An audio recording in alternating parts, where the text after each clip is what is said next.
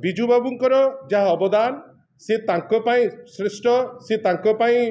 लोक तांको मने रखिबे महताबकर जो अवदान तापाई लोक तांको मने रखिबे कोठी भी मते लागू नहीं जे तांको सम्मान जनइले काहाकू कष्ट हबो किमा काहाकू किछि असुविधा हबो।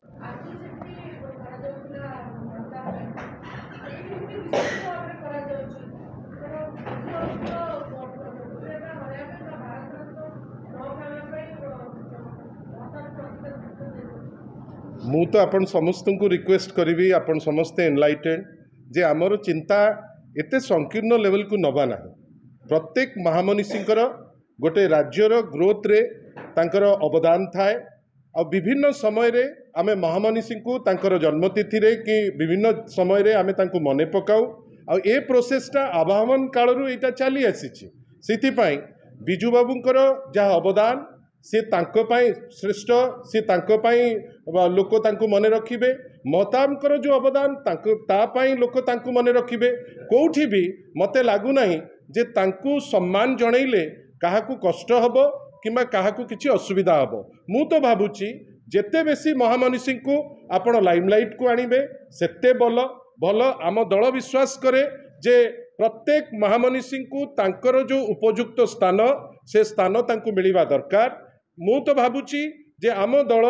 केबे हेले भी गोटे संकीर्ण दृष्टि रे कोनोसी जिंस को देखि नाही आमे प्रत्येक सेलिब्रेशन गाला सेलिब्रेशन रे करू। मु आपन गोटे छोटिया कथा कहूची व्यक्तिगत भावे माननीय मुख्यमंत्री सेतबेलर मुख्यमंत्री श्री नवीन पट्टनायक मते दायित्व देइथिले उत्कल प्रसंग एवं ओडिशा रिव्यू से पर्यंत